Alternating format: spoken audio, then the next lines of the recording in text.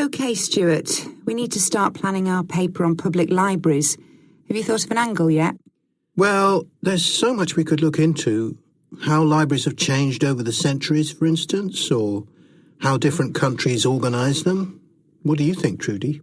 Maybe we should concentrate on this country and try and relate the changes in libraries to external developments, like the fact that far more people can read than a century ago, and that the local population may speak lots of different languages. We could include something about changes in the source of funding, too. Yes, but remember we're only supposed to write a short paper, so it's probably best if we don't go into funding in any detail. Right. Well, shall we just brainstorm a few ideas to get started? OK. We obviously need to look at the impact of new technology, particularly the internet. Now that lots of books have been digitalised, people can access them from their own computers at home. And if everyone did that, libraries would be obsolete. Yes. But the digitalised books that are available online for free are mostly out of copyright, aren't they? And copyright in this country lasts for 70 years after the author dies. So you won't find the latest bestseller or up-to-date information. That's an important point. Anyway, I find it hard to concentrate when I'm reading a long text on a screen. I'd much rather read a physical book. And it takes longer to read on a screen. Oh, I prefer it. I suppose it's just a personal preference. I expect the libraries will go on evolving in the next few years. Some have already become centres where community activities take place, like local clubs meeting there. I think that'll become even more common. I'd like to think so. And that they'll still be serving their traditional function, but I'm not so sure. There are financial implications after all. What I'm afraid will happen is that books and magazines will all disappear and there'll just be rows and rows of computers. They won't look anything like the libraries we're used to. Well, we'll see. Before you hear the rest of the discussion,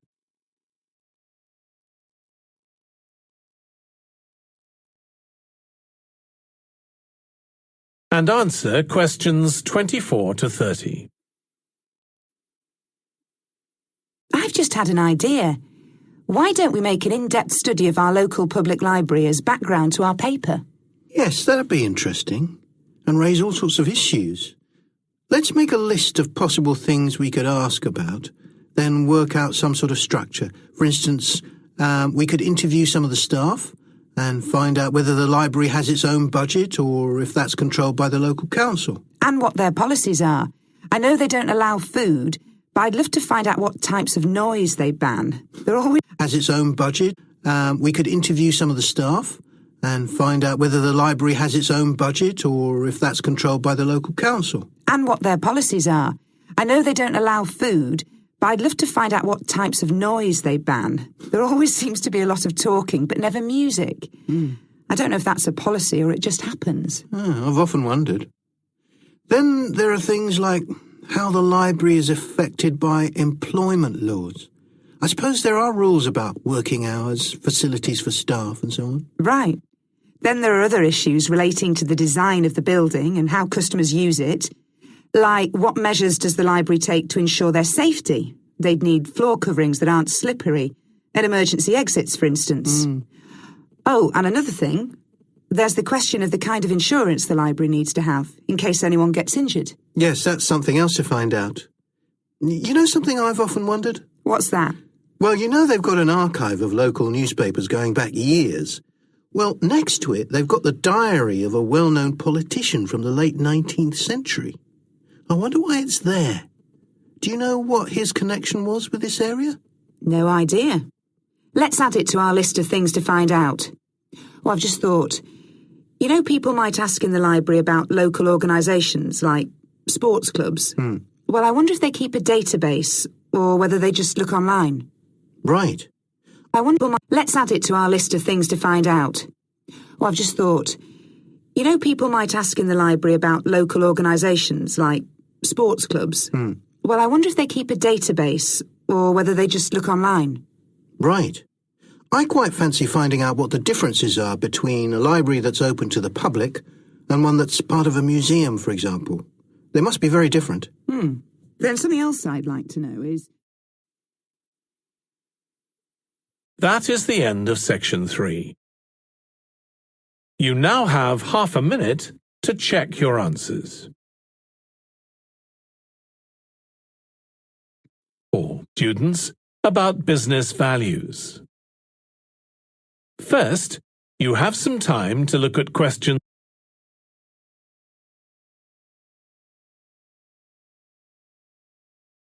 to questions 31 to 40.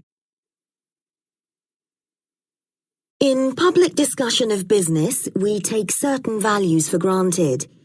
Today, I'm going to talk about 4 of them: collaboration, hard work, creativity, and excellence. Most people would say they're all good things. I'm going to suggest that's an oversimple view. The trouble with these values is that they're theoretical concepts, removed from the reality of day-to-day business. Pursue values by all means, but be prepared for what may happen as a result. They can actually cause damage, which is not at all the intention. Business leaders generally try to do the right thing, but all too often the right thing backfires if those leaders adopt values without understanding and managing the side effects that arise. The values can easily get in the way of what's actually intended. Okay, so the first value I'm going to discuss is collaboration. Let me give you an example. On a management training course I once attended, we were put into groups and had to construct a bridge across a stream using building blocks that we were given. The rule was that everyone in the team had to move at least one building block during the construction. This was intended to encourage teamwork. But it was really a job best done by one person. The other teams tried to collaborate on building the structure and descended into confusion, with everyone getting in each other's way. Our team leader solved the challenge brilliantly. She simply asked everyone in the team to move a piece a few centimeters to comply with the rule, and then let the person in the team with an aptitude for puzzles like this build it alone. We finished before any other team. My point is that the task wasn't really suited to team working, so why make it one? Teamwork can also lead to inconsistency, a common cause of poor sales. In the case of a smartphone that a certain company launched, one director wanted to target the business market, and another demanded it was aimed at consumers.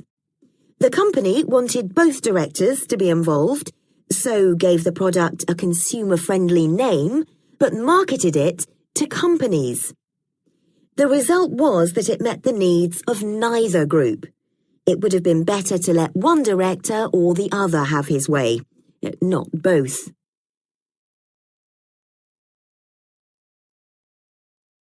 Now, industriousness, or hard work. It's easy to mock people who say they work hard. After all, a hamster running around in a wheel is working hard and getting nowhere. Of course, hard work is valuable, but only when properly targeted. Otherwise, it wastes the resources that companies value most, time and energy, and that's bad for the organization. There's a management model that groups people according to 4 criteria: clever, hard-working, stupid, and lazy. Here, lazy means having a rational determination not to carry out unnecessary tasks. It doesn't mean trying to avoid work altogether.